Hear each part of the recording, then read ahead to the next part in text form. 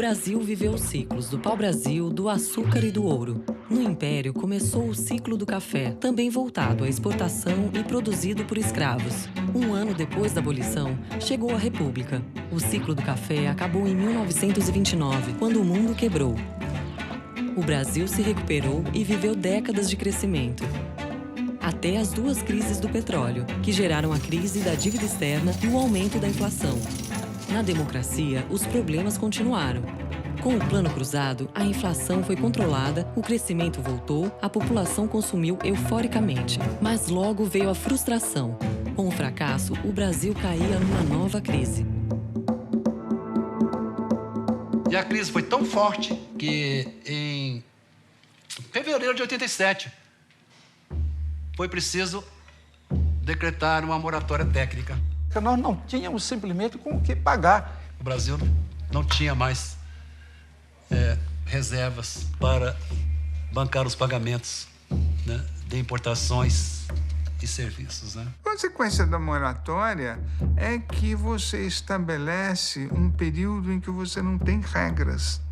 Regras sobre o quanto o credor espera receber, regras sobre o quanto o devedor se propõe ou pode pagar. Ele cria uma incerteza. E isso, para o funcionamento dos mercados, é a pior coisa que possa haver. A moratória foi um efeito extremamente deletério, porque atrasou o nosso desenvolvimento muitos anos. Longos anos de padecimento até que o país pudesse ser novamente aceito na comunidade internacional. Não tivemos entrada nenhuma de capital no Brasil. E não se podia fazer acordo naquela época com o FMI. O FMI era considerado o Beelzebub naquela época. E as dificuldades econômicas, que eram enormes, aumentaram sensivelmente. E era um momento de crise muito aguda e muito forte no Brasil. Era fundamentalmente uma crise financeira, a crise da dívida externa, e era uma crise de alta inflação inercial. Tão alta que se falava em inflação mensal, não anual. Foi esse tipo de quadro que eu recebi no colo em abril de 87. Embora o cruzado tivesse fracassado, permaneceu a ideia de que a inflação poderia ser vencida com instrumentos semelhantes. O brasileiro apostava de novo, ele acreditava cada vez. Ele se apaixonou pela inflação baixa. O Brasil gerou uma obsessão de tentar fazer o cruzado certo. Ou vamos ver o que deu errado no cruzado, e vamos dessa vez fazer certo. Eu tratei de fazer um plano de controle da inflação, que ficou chamado como Plano Bresser. Você faz pela segunda vez, surpresa diminuiu, suspeita que não vai funcionar aumenta muito. Então, a segunda vez faz condições muito piores. O Plano Cruzado e o Plano Bresser. Os dois foram planos baseados na teoria da inflação inercial. Os dois tiveram uma tabela de conversão e os dois fracassaram. Há dois motivos principais pelos quais o Plano Bresser fracassou. Ficaram desequilíbrios de preços relativos importantes que depois teriam que ser corrigidos. Você congelava tudo hoje, mas alguns trabalhadores não tiveram correção monetária nos 3 meses anteriores. O telefone não teve correção, a energia elétrica não teve. Tem que corrigir.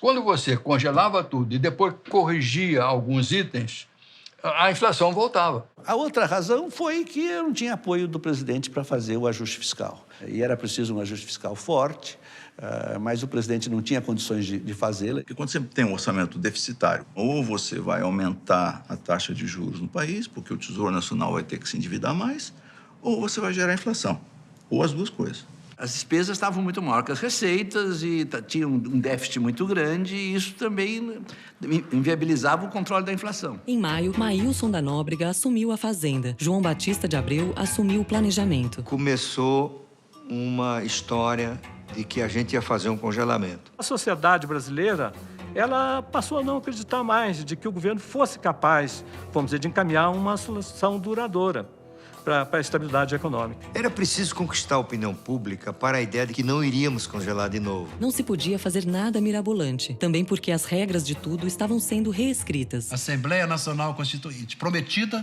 por Tancredo Sarney durante a campanha, que se instala em fevereiro de 87.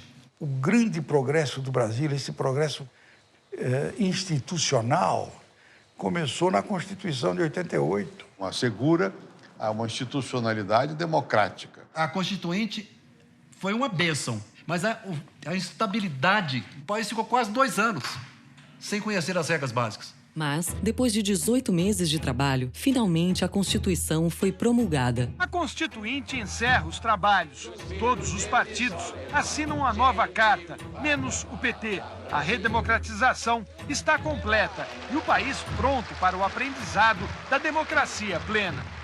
A Constituição, no capítulo de finanças públicas, é uma boa Constituição, é moderna. Nós, brasileiros, temos muito a orgulhar. O novo modelo de finanças públicas era formado de um tripé, que era o orçamento da União e da Seguridade Social, o plano plurianual de investimentos e a lei, a LDO.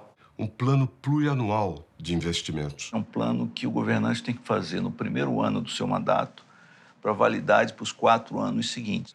Porque o investimento público tem que ser visto num horizonte muito mais amplo do que de um ano.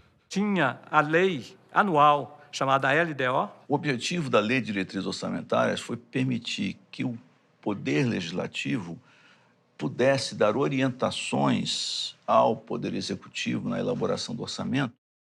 A Constituição de 1988 permitiu que os parlamentares pudessem emendar o orçamento, mas com algumas regras importantes. Não permite criar despesa sem receita. Se ele quer fazer uma emenda, ele tem que dizer de onde virá esse dinheiro. Mesmo com novas regras, a inflação não parava de se acelerar. Em vez de impor um novo plano econômico, o governo tentou firmar com a sociedade o Pacto Social. Naquele sonho, na época, de uma forma negociada, conseguir estruturar um programa de combate à inflação. Com a participação do setor privado, dos empresários, dos trabalhadores, não é uma coisa simples.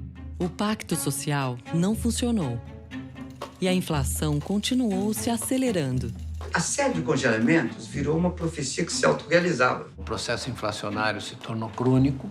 Não só se tornou crônico, como a cada choque ele se acelerava. Era o seguinte, você fazia um congelamento, todo mundo dizia, não vai funcionar. A população corria e comprava o mais rapidamente possível, gerava uma pressão de preço por excesso de demanda. Quando o congelamento finalmente não funcionava, todos os empresários em massa falaram, vai ter outro. Então eu vou subir meu preço o mais rápido possível, porque quando chegar o próximo eu já estou bem posicionado. Como a inflação acelerava, não dá para sustentar politicamente, tem que fazer um outro congelamento. No agosto de 88, a inflação bateu 20% ao mês. E chegamos à conclusão, olha, a gente precisa recorrer a um congelamento e quem sabe não vai dar certo. Sarney tenta de novo controlar a inflação. Ele congela preços e salários com o Plano Verão. Nós tiramos 3 zeros e criamos o Cruzado Novo. Nós não éramos ingênuos ao ponto de acreditar que o Plano Verão pudesse ser uma solução definitiva. O congelamento era como um remédio que se toma para controlar a febre. Mesmo que não resolva a doença, se precisa tomar, porque a febre descontrolada pode levar ao colapso do corpo. O Plano Verão também não funcionou. O presidente do IBGE, Charles Miller, me ligava para me informar o IPCA. Eu era o primeiro a saber. Eu sempre tinha aquela esperança que ele fosse me informar, ministro, IPCA esse mês desacelerou, mas ele sempre introduzia, ministro, tenho uma péssima notícia para lhe dar. Aí eu tinha aquele impulso de desligar o telefone. Aí eu ligava, Maius. Aí eu fazia o papel do mensageiro das péssimas notícias. A inflação começou a dar pulo. Ela foi para 100, 200, 500, 800, passou de 1.000, 2.000. Em dezembro, passou de 50%. A hiperinflação no Brasil surge no primeiro governo democrático, na ausência de guerra, revolução, terremoto, furacão. Todos os outros casos de hiperinflação começam com alguma coisa desse tipo. Uma vez eu entrevistei uma mulher, ela falou para mim assim, dizem que o Brasil não teve guerra? Teve guerra, sim. A guerra contra a inflação foi uma guerra que deixou vítimas.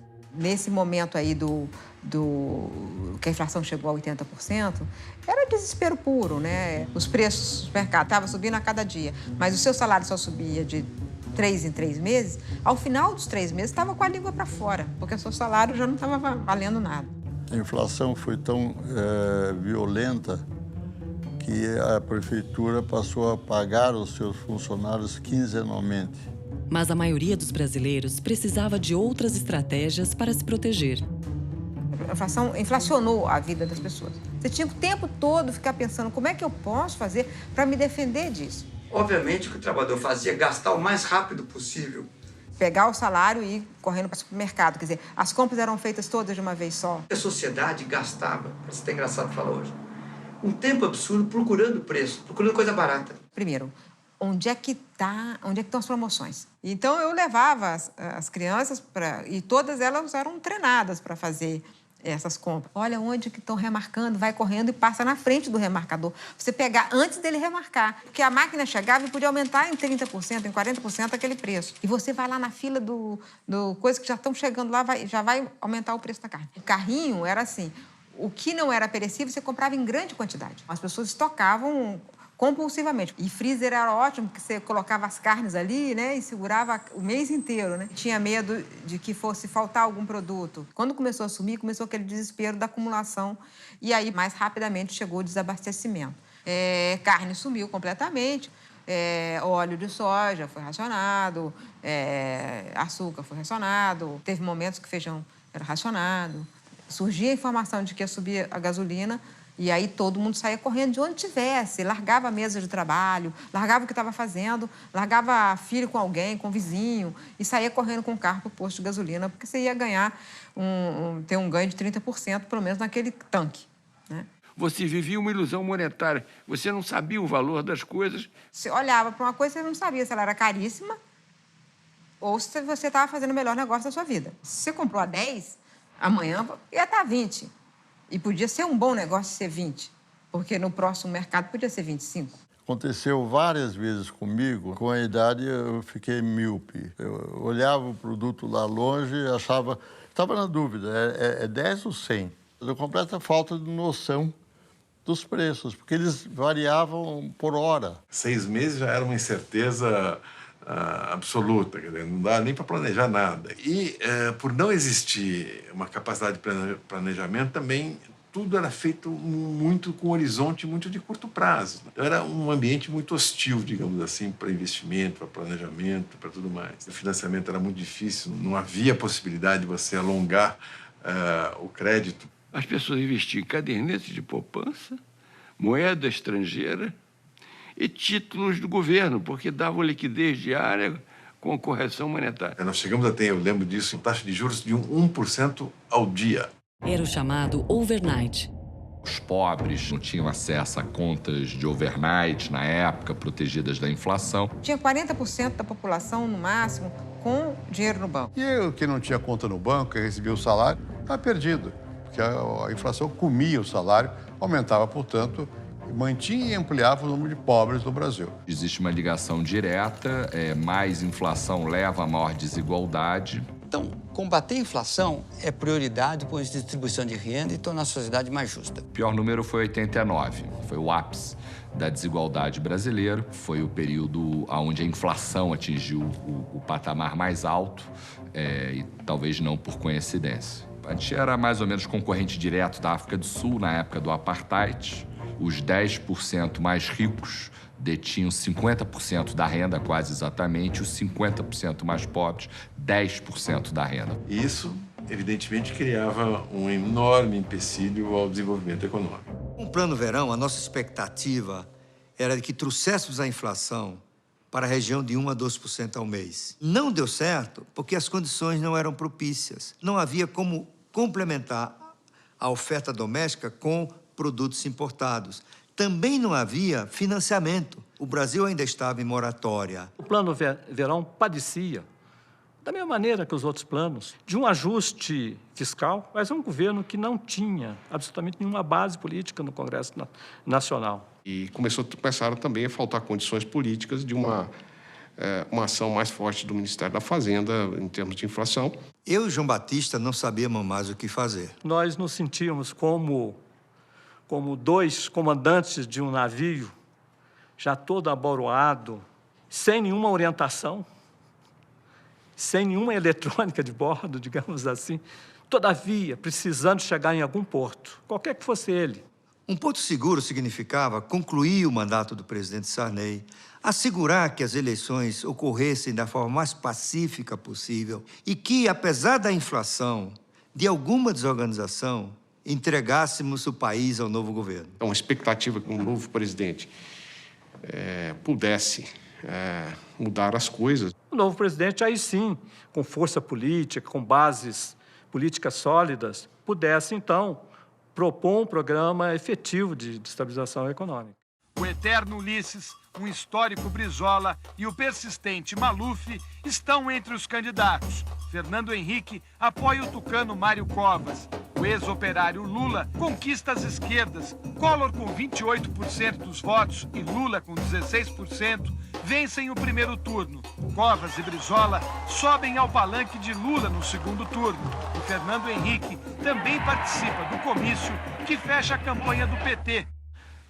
O doutor Ulisses Guimarães, o Mário Covas, o Lula, o Brizola, todos os líderes que tinham lutado fortemente pela democracia do Brasil, todos foram derrotados por uma pessoa vinda, né, do Nordeste que ninguém conhecia, uma revista. E o Brasil, então, elege em eleições livres e limpas, democráticas, o primeiro presidente eleito diretamente depois da ditadura, Fernando Collor de Mello. Fernando Collor de Mello assumiu a presidência da República em 1990, prometendo modernizar o país, desestatizar a economia, extinguir as mordomias e abrir o mercado para os produtos estrangeiros eram algumas das propostas.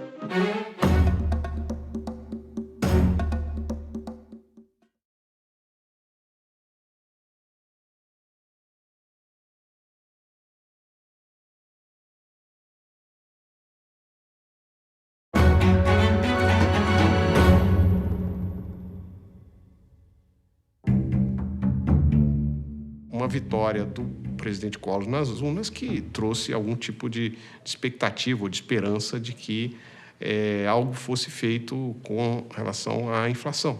É o primeiro presidente eleito, né? Mesmo quem não votou nele achava que podia ser um novo momento. Quando saímos do governo em março de 1990, a inflação chegou a 84% ao mês. E o Collor dizendo, né, que tinha uma bala de prata, né, para ser disparada contra a inflação. Então, a bala de prata foi o plano Collor. No primeiro dia de governo, Collor anunciou um novo pacote econômico. As medidas, costuradas pela ministra da Economia, Zélia Cardoso de Mello, deixaram o país perplexo. Quem tinha poupança, aplicações ou até cruzados na conta corrente, teve o dinheiro confiscado. O plano Collor, então, ele vem dessa uma tentativa de resolver a inflação através de um choque diferente dos anteriores. Se acreditou que se a moeda em circulação fosse reduzida substancial e repentinamente, a inflação acabaria. O plano Collor foi um desastre. Era difícil que pudesse ser pior. O plano Collor é uma coisa, de um lado, uma doideira, né, brasileira. O que aconteceu no plano Collor é de que ele não tinha plano de coisa nenhuma. O tiro saiu pela culatra. Em matéria de violência econômica, a experiência do plano Collor foi como alguns dos planos de reforma monetária feitos depois da Segunda Guerra na Europa. Parecia uma guerra entre o governo e a sociedade. Ele não foi só violento. Ele desorganizou a vida monetária nacional. As pessoas os bancos não sabiam o que fazer, as regras não chegavam, mudavam todo dia a portaria. Estava cheio de erros, as tabelas, os números. Era uma confusão. Ao mesmo tempo, o plano trouxe também a extinção de vários órgãos estatais. Houve a abertura comercial, houve a abertura financeira. Abertura da economia, um início de um programa de privatização. Teve um ajuste fiscal monumental. E teve um ajuste monetário também extraordinário, né? E também uma abertura muito rápida e forte da economia. Havia uma lista com mais de 3 mil produtos cuja importação era proibida. O controle principal era de produtos supérfluos, carros caros e outras coisas desse tipo. Entregamos o governo ao presidente Collor com apenas 500 itens que eram proibidos de serem importados. E de uma hora para outra, as lojas começaram a se encher de máquina fotográfica, computador, geladeira, produto importado, eletrônico, som. O Plano Collor derrubou a inflação, mas o preço foi alto. O PIB caiu mais de 4%. O plano impôs à economia brasileira um choque muito forte, né, que provocou uma queda expressiva da atividade econômica. A empresa tinha 3 alternativas. Ou ela entrava num processo violento de reestruturação e saía eficiente do outro lado, ou ela dizia, não dou conta e quebra, ou a terceira, que salva a empresa e morre o dono, ou seja, venda. O número de empresas que faliu foi enorme. A indústria, em grande parte, parou. Por quê? Porque ela agora estava exposta à competição internacional, ela precisaria ganhar eficiência. Esse era o Brasil acostumado a não preocupar com custo, a não preocupar com eficiência, né, a ir atrás do governo para fixar preço. Foi o início do amadurecimento da economia brasileira, incluindo o governo, incluindo o setor privado, incluindo trabalhadores. A ordem do dia passa a ser, vamos fazer as reformas, vamos fazer as reformas. Que reformas eram essas? Era uma privatização. As primeiras privatizações de grandes empresas estatais começaram a acontecer no governo dele. E depois eles foram se tornando uma rotina. A desestatização começou a ficar moda. É ali que se traz a semente de que o Estado herdado dos militares devia ser diluído um pouco a sua participação na economia. O Estado que precisava não necessariamente diminuir, mas se redirecionar. Existe uma ótica importante de saber assim, vale a pena ter estatais? Do ponto de vista do Tesouro, porque o meu dinheiro, o seu dinheiro, o nosso dinheiro, de todo mundo está nos acompanhando aqui. E uma outra dimensão que é do ponto de vista de funcionamento da sociedade e bem-estar das pessoas que usam os serviços das companhias estatais. O Brasil tinha hotel estatal, teve estatais como a Sunamã, de indústria naval, foi um fiasco gigantesco. Companhias de turismo, né? O bondinho do Pão de Açúcar e o trenzinho do Corcovado eram estatais. Todas essas indústrias e empresas foram vendidas ao setor privado. Nós tínhamos a Telebrás. A estatal era uma cabide de empregos, os políticos mandavam na estatal. Então, para o funcionamento da economia e da sociedade, é melhor você ter companhias privadas de telefonia competindo do que uma única estatal. A economia toda mudou, mas no controle da inflação, o Plano Collor fracassou. No Plano Collor foi feito um enorme ajuste fiscal, foi feito um enorme ajuste monetário, foi feito o congelamento e a inflação não acabou. Então, vamos dizer, houve a segunda tentativa, o chamado Plano Collor II. Que era a saída do congelamento de preço. Então, nós inventamos o seguinte, você tinha preço congelado, preço controlado, liberdade vigiada e preço liberado. Preço agora não era uma variável que o mercado que dava. O Plano Collor II também não funcionou. Houve uma crescente resistência também da sociedade ao plano na medida em que ele não dava resultados, né? A popularidade do presidente começou a cair desde o primeiro dia do governo devido à violência do plano. E continuou caindo devido ao fracasso do plano e às denúncias de corrupção. Fernando Collor de Mello envolveu em denúncias de corrupção. Milhares de jovens com as caras pintadas pediram em coro a saída de Collor. O presidente renunciou em 1992, em meio ao processo de impeachment. Pusemos um presidente fora, fizemos um impeachment. Usando apenas as instituições e não a força das armas. Ele assinou, tomou um helicóptero, foi embora. O Itamar virou presidente nessas condições. O Itamar Franco, né, que vai ter que novamente lidar com as questões fundamentais, entre elas, né, especialmente a inflação. Mas como é que você administra um país com 2.700% de inflação? É impossível. Depois de empossar 3 ministros da Fazenda, em apenas 6 meses... Você teve o convite, né, do presidente Itamar ao então chanceler Fernando Henrique para assumir o Ministério da Fazenda. Quando eu acordei no dia seguinte, eu era ministro da Fazenda e não do exterior.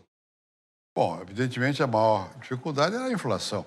Era o grande problema, porque a população não aguentava mais, as contas públicas desorganizadas, a incapacidade de prever. Ele sabia, como bom político que era necessário fazer alguma coisa. Meu primeiro impulso foi botar a casa em ordem, chamava-se assim.